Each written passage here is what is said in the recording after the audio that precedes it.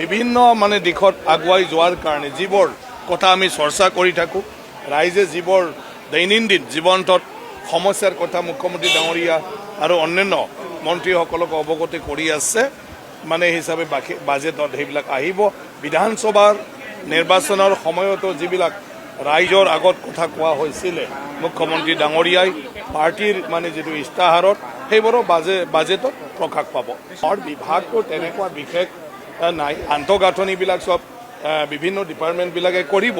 মোৰতো বিভাগৰ ক্ষেত্ৰত চবটোৱে মোৰ মাত্ৰ মানে কি কয় ভালদৰে কেনেকৈ অসমৰ প্ৰত্যেকজন যুৱক মানে নৱ প্ৰজন্মক আমি আগুৱাই লৈ যাব পাৰোঁ, মটিভেশ্যনেল মেইনলি চব কথাবিলাক মোৰ বিভাগৰ তেনেকুৱা ধৰণৰ নাই। ডাঙৰ আন্তঃগাঁথনিবিলাক এইটো হ'ব। তথাপিও আমি মানে কি কয় স্পৰ্টছ বা হেণ্ডলুম অন্যান্য বিষয়ত কাম কৰিবলৈ স্কিল মানে কিছু তাত মানে কিবা কৰিব। আৰু বাকী আগৰ পৰাই আমাৰ অনগয়িং স্কিমবিলাক আছে গোটেইটো। আপোনালোকে জানে জাপানৰ কাৰণে আজি চেম ফ্লাইটৰ পৰা আৰম্ভ কৰি জাপানিজ মানে লেংগুৱেজ টিচাৰৰ কাৰণেও ট্ৰেইনিং আৰম্ভ হৈছে। গতিকে অনগয়িং চলি আছে।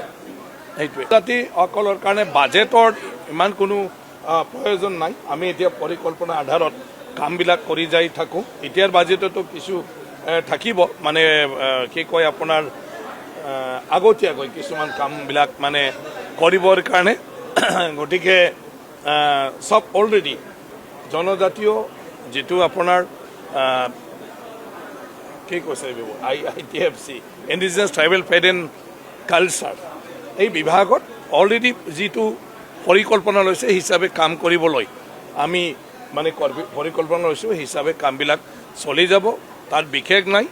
মূল কথাটো হ'ল কি সকলোৱে নিজৰ মানে ৰীতি নীতি সমাজৰ এইবিলাক লৈ পেলাই সংস্কৃতি সেইবিলাক লৈ পেলাই চলি যাব পাৰিব লাগিব।